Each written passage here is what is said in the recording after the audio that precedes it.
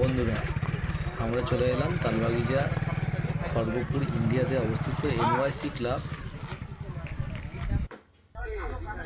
এই এনওয়াইসি ক্লাবের পরিচালনায় তালবাগিচা হসপিটাল ময়দানে 4 দিন ব্যাপী একটি ডিউস টুর্নামেন্টের আয়োজন করা হয়েছে। আমাদের সৌভাগ্য ব্যাপার, এখানে মাননীয় 34 নম্বর ওয়ার্ড কাউন্সিলর অপূর্ব ঘোষের মহাশয় উপস্থিত থেকে মাঠের পরিচালনার কাজ করছেন। তিনি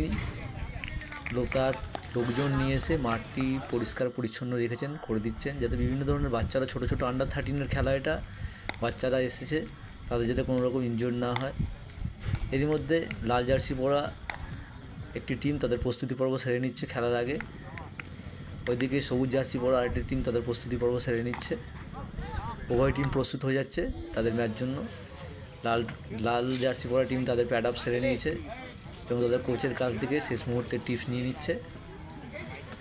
আর ওইদিকে আমাদের সবুজ জার্সি পরা টিমরা মাঠের নামার প্রস্তুতি নিচ্ছে। তারা ইতিমধ্যে মাঠের দিকে প্রবেশ করা শুরু করেছে। আপনারা সবাই আসুন। 26 তারিখের ফাইনাল ডিউস টুর্নামেন্ট সচরাচর দেখা যায় না, খুবই ভালো টুর্নামেন্ট।